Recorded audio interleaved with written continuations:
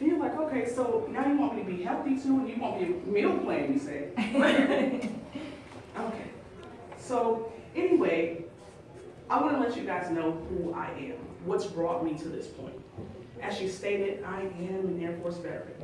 Okay, but prior to that, I was born to a 14-year-old mother who was on crack cocaine my whole life.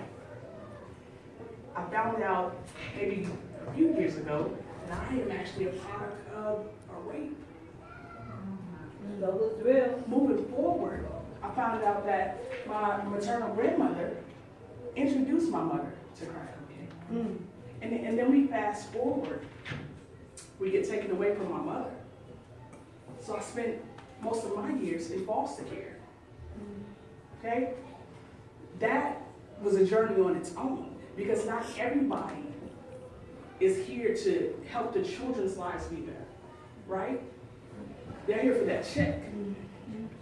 And so we suffered for abuse, physical, mental, so just because the kids there, I don't want to say. Right. But it was a journey. And so moving forward, I said, listen, I'm just going to have to figure it out. Like, I didn't have any family to turn to. I was in foster care. I said, okay, Isha, you can do this. So I was like, what am I going to do with myself? I don't want to go to college, so that means I'm going to have to stay in my home state. I'm originally from Columbia, South Carolina. So that means I'll have to stay here. And I'm like, okay. So the opportunity for me to join any branch of the military actually came available. So I entered into the delayed entry program, I think September the 11th, 2001. Isn't that funny? Wow. So as I'm doing my exam, the doctor now, she's doing my physical, we see the flames. So it's ironic, right? Powerful. So I was just like, wow. Isn't that something? I didn't understand what that meant at that time, right? God's plan. Didn't know that I would be here. Didn't know that I would be fighting them. Didn't know. So anyway, we moved forward, entered into the Air Force. That was riddled with its own challenges. I am a combat veteran, so I suffer from PTSD. Actually, I had PTSD before I got it, just didn't know it. But suffer from PTSD, they try to label you, meds, give you all this. If I show you guys the bag of medication that I have in my house right now, you would think I was crazy. I'm really not, though. They just say that, I'm really not. But anyway, the Air Force was a journey on its own. And upon me getting out, I woke up one day and I said, I can't do this anymore. This is not the rest of my life. So it was almost right at my 10-year mark. And everybody's like, you can't leave now. You're almost done. I said, no. God said I have to leave now. I can't stay here. I can't stay here. So I applied for my early separation. Got out. Day one, I'm like, whoa, this is different. Is this the real world? Like, nobody told me that when I was fighting, I thought I was fighting for my rights and my benefits. But you mean to tell me I'm just like everybody else? What I did didn't mean anything? That I had to become homeless?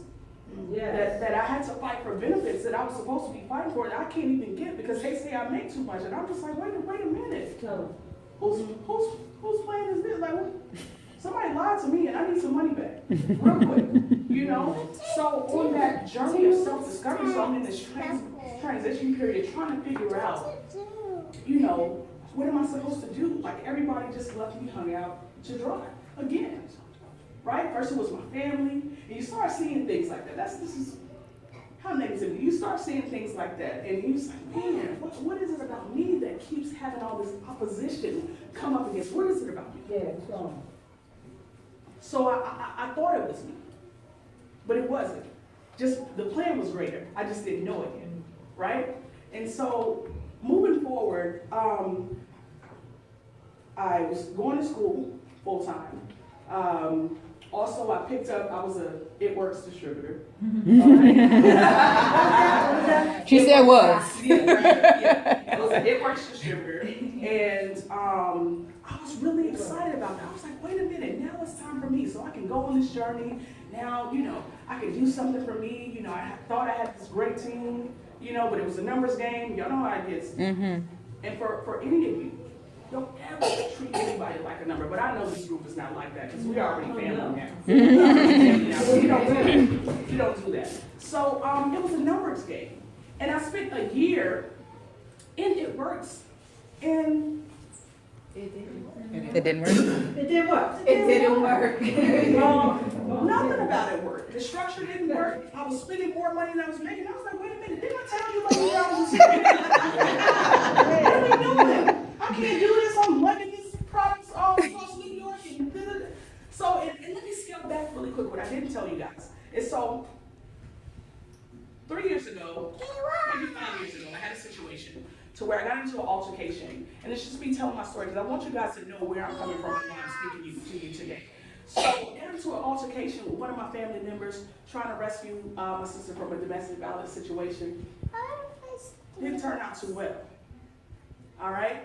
And because I had a weapon, I got an attempted murder charge. Yes, just like that. In the state of South Carolina, you can have a 6-inch nail file and get charged with attempted murder. You don't even have to hurt anybody or anything, right? So that halted my life. I wanted that. I asked for it every day. Every day. Because I really didn't try to murder anybody, but that's what they decided to do, right?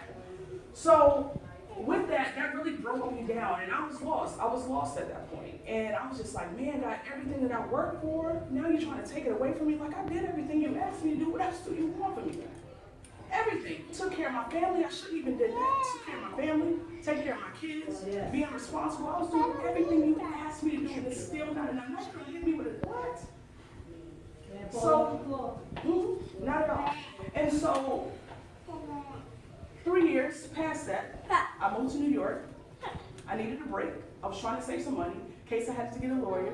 They wanted $5,000, $10,000 up top just because.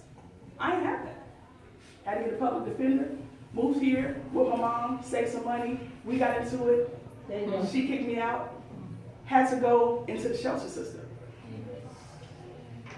Hard knocks life, right? You're a messenger. You got all that going on. You're a messenger. I'm still here. Yes. Right. You have nothing to complain about, ever. I'm still here. That's right.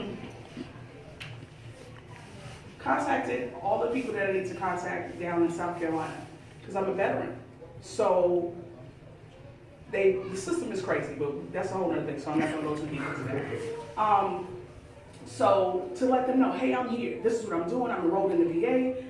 I'm still seeing therapists, whatever. Take my medication, whatever y'all need me to do. Play the role. And I thought everything was okay. They were going to transfer everything up here. I completed here. I'll do a program to where it's like a pre-trial intervention. So you do a program and you get, you do community service, different things like that. They sponge it off of your record. All right, so I'm waiting. I'm thinking I'm good. I let them know. Everybody knows I'm in every system here. I'm trying to apply for assistance. I'm trying to get some help so I can save this money and take care of this issue so I can move on with my life. All right, and so April 1st, 2015, get a knock on the door. I had just got promoted at work, and I was excited. You know, you get that fire, you get your promotion, you get that fire under you, right? You get that fire. He's like, yes, I'm gonna go out. I got my little kid, got my label, go. Got a knock on the door about 5:30. And I'm like, what's this? Is this Publishers Clearinghouse? Because I thought I had signed. Yes. I thought it was them because when you look through the peephole and thought it was a camera going by, you know. And so it was just like knocking. You know, the police get that. Oh, I don't know. That hard knock. You know what I mean? So I was like, all right, well, maybe they just have the wrong door. And they said, police. I said, okay. And they had their gear. I opened the door. They had full riot gear on, M4s, jaws of life, everything to start like a World War III. And I was like, well, I wonder who they're looking for. Because they're not here. And they said, who are you? I said, I'm Isha Taylor. Is there anybody else in the apartment? No, just my children. Man, we have a warrant for your arrest for murder. You sure?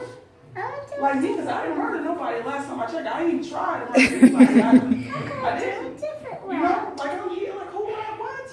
My kids are enrolled in school and all those things started flying through my head. Like, what do they mean? Like, how could they make this mistake? What? So of course, moms, parents, with kids, you gotta keep your composure. Can't lose it. You can't let them know that anything is going on. So inside, I'm done. I died a few times. Again.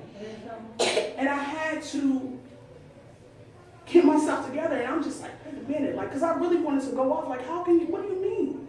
So somebody could just make a mistake like that and then not get penalized for it, and then that's it. So, went to court, the lead investigator, he says to me, he says, well, you know, since it's, you know, you got documentation showing everything, all you gotta do is speak to the judge. Show up what you have, got your point of contacts, and you'll be free to go. So bring your ID and the Metro card. So I was like, word. Okay, they took my pepper spray, by the way. And I was like, okay. So we get there, get processed, sit in a cell, I'm thinking, shaking, rocking. You need some water? No, I need no water, I want that. Sitting there. Go to the judge. And the judge says, remanded without bail. Wow. Wow. Wow. That was real. Right. And I said, man, what you, sir, what?